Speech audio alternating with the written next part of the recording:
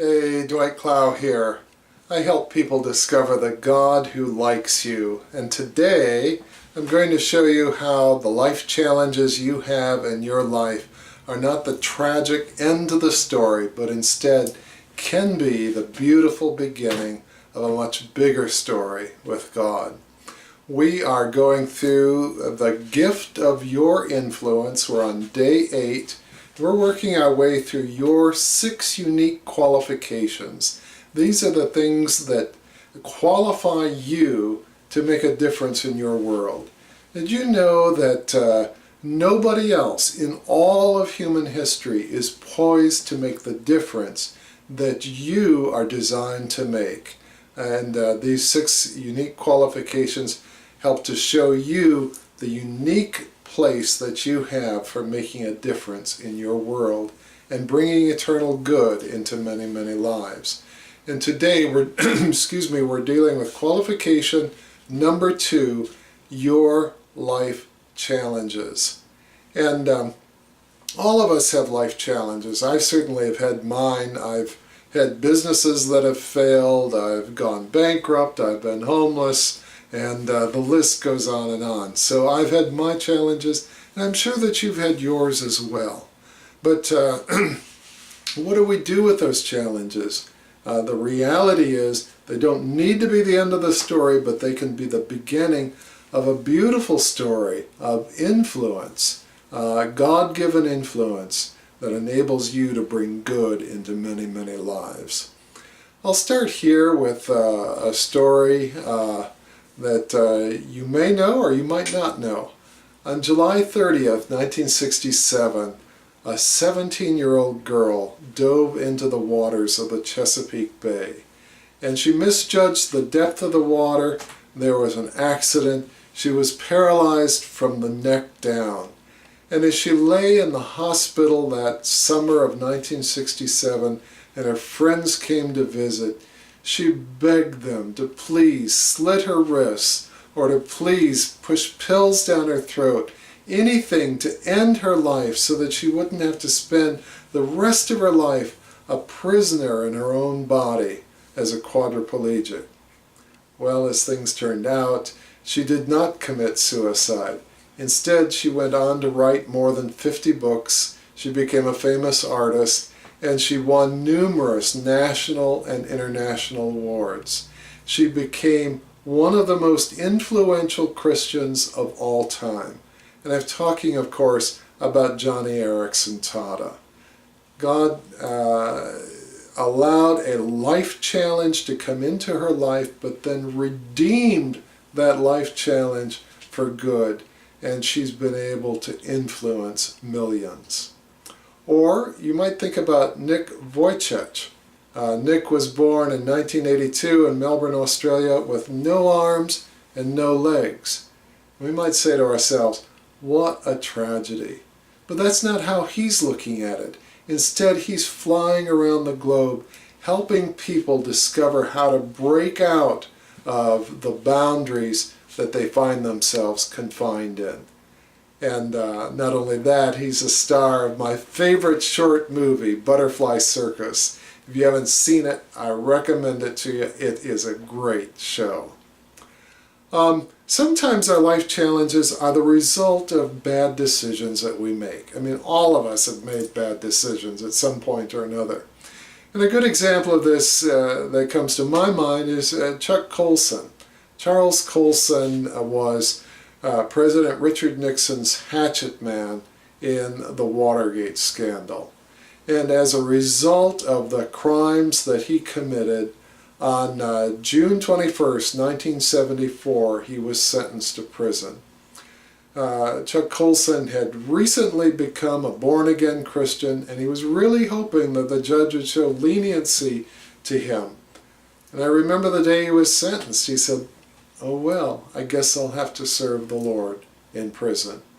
Well, he served his time, he came out, but then God used that prison experience that he had redemptively in his life.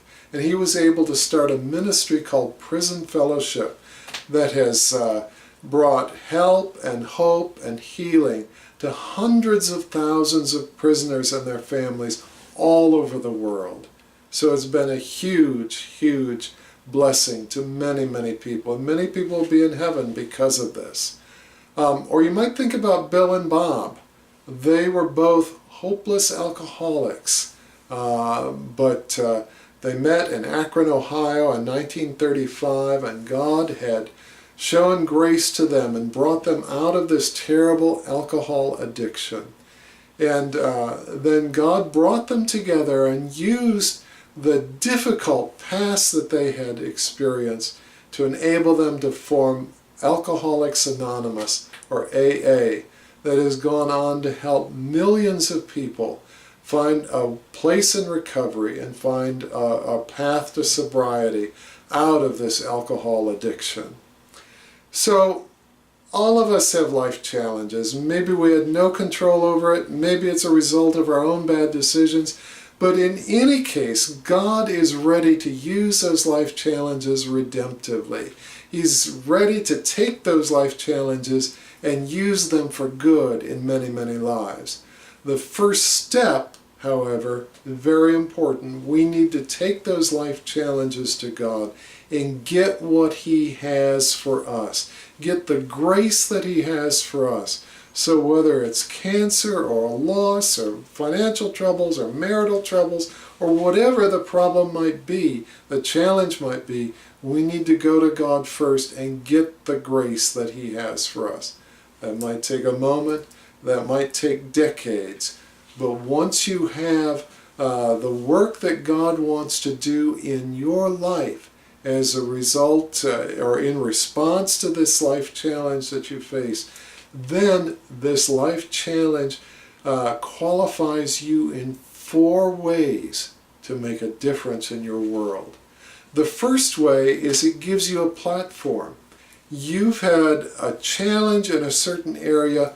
Others have also had that challenge or have had to in some way deal with that challenge. You're poised to reach them. That's your platform. It gives you instant credibility.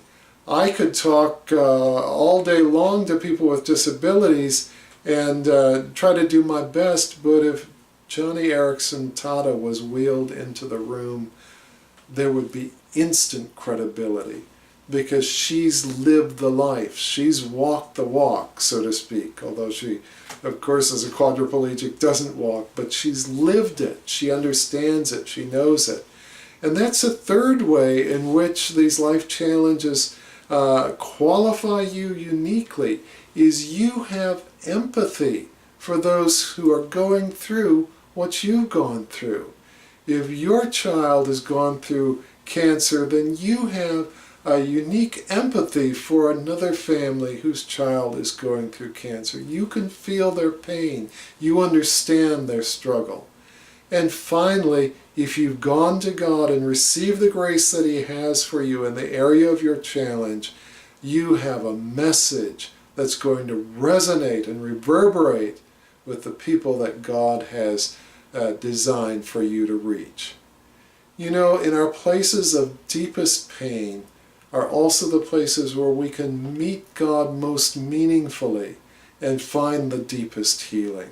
That certainly has been my experience. I hope it's been yours. And God wants to use that process to not only bring wonderful healing and redemption into your life, but also to let that spill over into many, many lives and make a positive and eternal difference for good.